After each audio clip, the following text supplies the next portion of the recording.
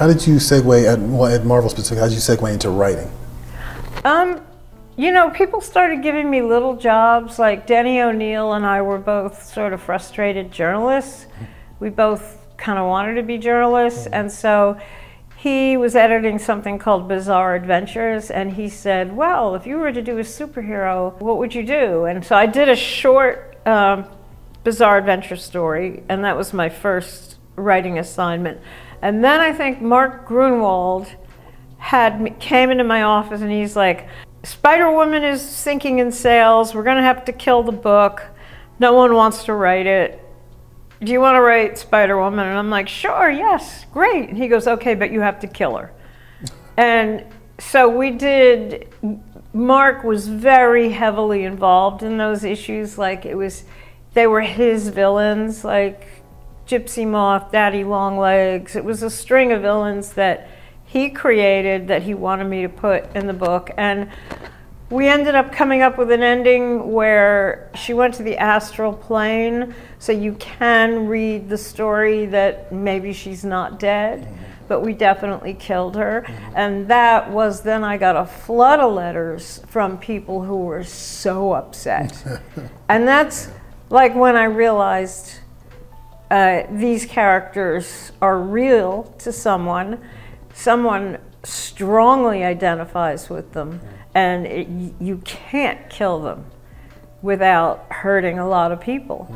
And I think to this day, especially now, there's a lot of people either in the LGBTQ community or the trans community that have some character that they see as themselves. Like Nightcrawler wants the world to see him as a beautiful man, not as a blue demon elf, you know. So, you know, kids will identify with that you don't look the way you want to look, but you want to be accepted for who you are. So over the years, I've met so many people who, this is my character, this is who I relate to. Like, I met a guy today, Iron Man, because he has a bad heart. You know, Iron Man has that, you know. So it depends, but it's like finding something that you relate to, and it becomes your character.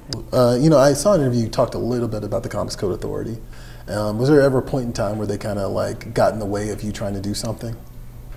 I remember one thing, the Comics Code. It was a character, maybe it was Mystique, somebody that was all blue in a skin, you know, they were all blue, and they were like, she's naked. We're like, no, she's not. She's covered in whatever scales or whatever. And so we literally had to add a line around the wrists and the ankles, so it was maybe could be seen as a bodysuit, right, like a leotard know. Or something.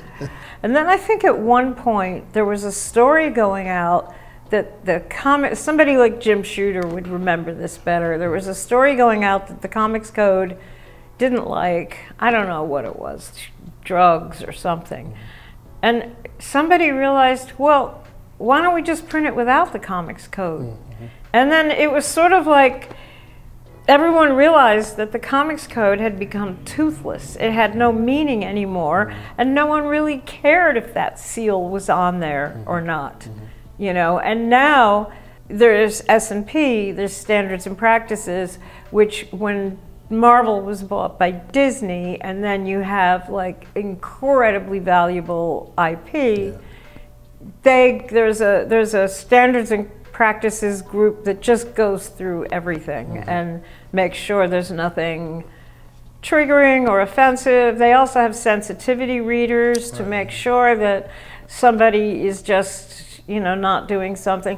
Like, I'm working on a story right now, an X-Men story, and there's a surveillance, a bird that's a bird and a fish, and I forget another little animal that has surveillance gear on it, you know, which came from these little, you know, they're attaching little bots to rats so that they can go in and defuse bombs or whatever they're doing. And then someone said to me, oh, you better be careful about that because there's a whole movement now that birds aren't real. And I was like, what? And apparently It's like a conspiracy theory from the far, far right that they think that birds aren't real. Yeah, and I'm like, okay, so what do I do? Not do it so I don't look like I'm, agreeing with them? Do I do it? And so you're always negotiating like weird little things.